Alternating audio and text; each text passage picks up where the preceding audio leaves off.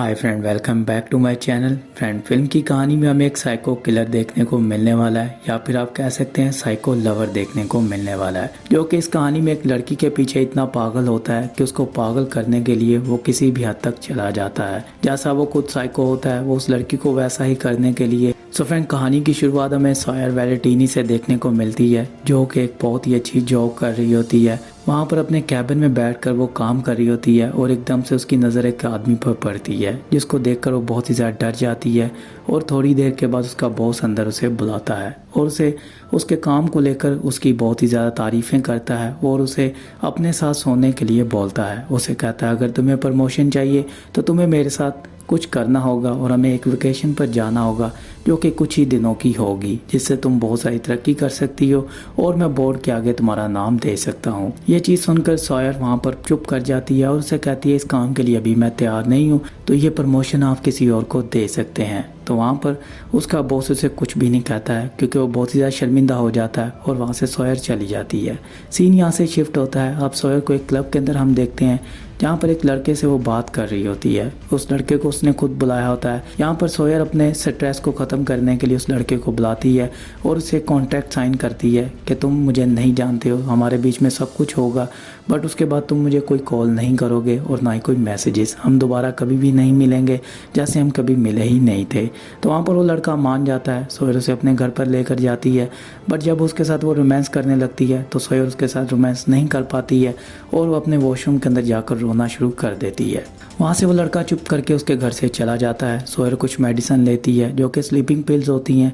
वो उनको लेने के बाद सुबह होते ही एक हाईलैंड क्रीक हॉस्पिटल में चली जाती है, जो कि बोस्टन से 450 मीटर दूर होता है, जहाँ पर सॉयर अपनी कहानी के बारे में बताती है, अपने स्ट्रेस के बारे में बताती है और उन्हें कहती है कि मुझे यहाँ पर एक ट्रीटमेंट चाहिए। मैं जानती हूँ कि यहाँ पर बहुत सारे लोग आए हैं और आपसे ठीक हुए हैं। जहाँ पर वो उस डॉक्टर से बात करते हुए उसे बहुत ही अच्छा लगता है और डॉक्टर उसे एक कॉन्ट्रैक्ट साइन करवाती है, जिसमें साफ साफ लिखा होता है कि आप 24 घंटे के लिए यहाँ पर रुकेंगी। 24 घंटे से पहले आप इस हॉस्पिटल से बाहर नहीं जा सकते हैं। उसके लिए आपसे हमें अब ज़बरदस्ती भी करनी पड़े तो हम आपसे ज़बरदस्ती भी कर सकते हैं। अब वहाँ पर सॉयर को बुलाया जाता है और उसके कपड़े उतारने के लिए कहा जाता है, जहाँ पर सॉयर से उसकी हर चीज़ ले ली जाती है। सॉयर को समझ में नहीं आ रहा था, सॉयर वहाँ से जाना चाहती है, क्योंकि सॉयर वहाँ पर बहुत ज़्यादा डर चुकी होती है। उनका बिहेवियर देखने के बाद सॉयर वहाँ से बहुत सारी कोशिश करती है, बट उसने वो कॉन्ट्रैक्ट साइन किया होता है। सॉयर को वो कुछ स्लीपिंग पिल्स भी देते हैं, जिससे सॉयर को वो कहते हैं अब तुम्हें 24 घंटे यहीं पर ही रुकना होगा। सॉयर पुलिस को भी कॉल करती है, बट पुलिस उसकी हेल्प नहीं करती है, क्योंकि एक पागल खाना होता है जहाँ पर पागल ही लोग आते हैं।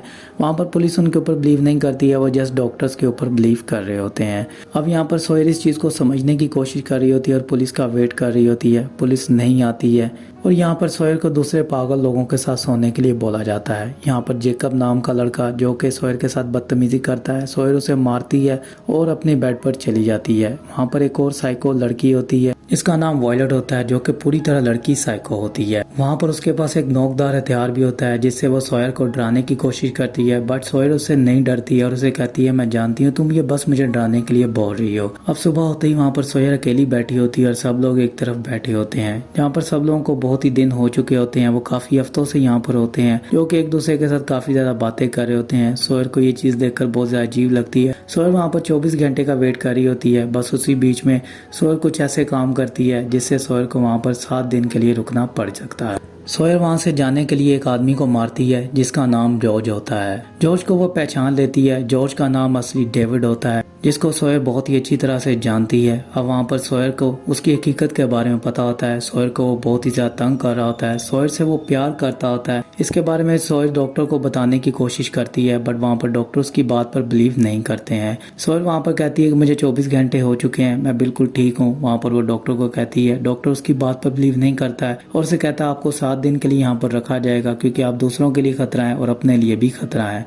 आपने हमारे एक स्टाफ मेंबर के ऊपर भी हमला किया है, इससे हम आप पर बिलीव नहीं कर सकते हैं, जिसकी वजह से आपको 7 दिन के लिए यहाँ पर रखा जाएगा। अगर आपने केस भी करना होगा तो आप हम पे कर सकती हैं। ये हमारा राइट्स है कि हम आप लोगों को यहाँ पर रख सकते हैं। अब सॉयर की कोई भी बात नहीं सुन रहा होता। सॉयर का वहाँ पर एक फ्रेंड भी बनता है, जो कि एक ब्लैक मैन होता है, जिसका नाम रिच है। अब रिच वहाँ पर उसे सारा समझाता है कि तुम्हें यहाँ पर अपना एक अच्छा बिहेवियर रखना होगा। मैं ड्रग के नशे की लत में यहाँ पर आया हूँ और अपने आप को ठीक करने की कोशिश कर रहा हूँ, बट मुझे यहाँ पर आकर पता चला कि ये लोग क्या करते हैं, ये एक स्कैम करते हैं। 7 दिन तक इंश्योरेंस कंपनी तुम्हारे इलाज के लिए इनको पे करती रहेगी, तब तक ये तुम्हें यहाँ से नहीं जाने देंगे। ये पूरी तरह एक स्कैम है।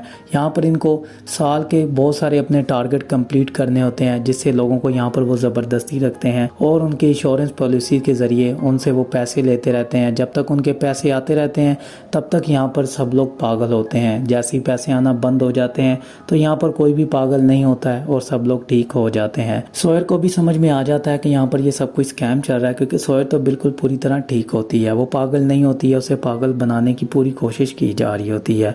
वहाँ पर जॉर्ज उसका पीछा करते हुए यहाँ तक आया होता है। जॉर्ज के बारे में भी किसी को भी वो बता नहीं पा रही होती है, क्योंकि सब लोग उसे पागल समझ रहे होते हैं। अब सोयर वहाँ पर अपने आप पर कंट्रोल नहीं कर पा रही होती है। सोयर को एक ऐसी मेडिसिन जॉर्ज दे देता है जिससे वो पूरी तरह पागल हो जाती है और वहाँ के हॉस्पिटल की कुछ चीज़ों को तोड़ती है। यहाँ पर सोयर को सज़ा दी जाती है और उसे बेसमेंट के एक बंद कमरे के अंदर रख दिया जाता है। अब वहाँ पर जॉर्ज का प्लान कामयाब हो चुका होता है। जॉर्ज यही चाहता था कि सोयर को अलग कर दिया जाए सबसे, जिससे वो सोयर से आराम से बात कर सके। अब सोयर से बात करने के लिए और सोयर के पास वो जाता है, जहाँ पर सोयर को वो कहता है कि मैं ही ये सब कुछ चाहता था, तुम ये जानती हो।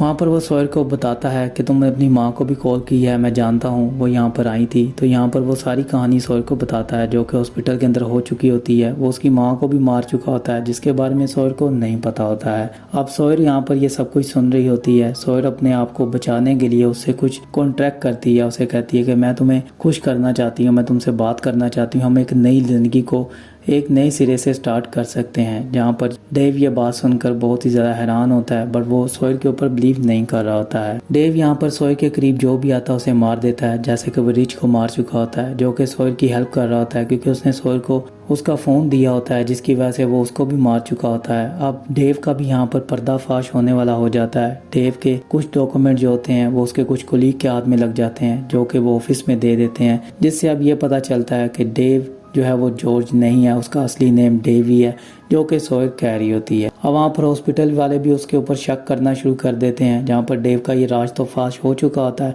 बट बहुत ही ज़्यादा देर हो चुकी होती है। अब यहाँ पर जॉर्ज के बारे में इससे पहले सभी डॉक्टर्स को पता चले, उससे पहले अब सोयर अपना प्लान करती है, जहाँ पर वो जॉर्ज को कहती है कि तुम्हें मेरा एक काम करना होगा, तुम्हें प्रूव करना होगा कि तुम मुझसे प्यार करते हो। अब वो कहता है मुझे क्या प्रूव करना होगा, तो वहाँ पर सोयर से कहती है तुम्हें वॉयलेट को यहाँ पर लाना होगा और मेरे सामने उसके साथ रोमांस करना होगा। यहाँ पर डेव उसकी ये बात मान लेता है और उसकी कुछ डोज को वो बढ़ा देता है, जिससे उसे बहुत ही ज़्यादा गहरी नींद आ जाती है। वहाँ से वो वॉयलेट को उठाकर उस रूम के अंदर जहाँ पर सोयर होती है वो उसके साथ रोमांस करने लगता है, जहाँ पर सोयर डेव को समझाती है कि ऐसे नहीं करते हैं, मैं तुम्हें बताती हूँ कैसे करते हैं।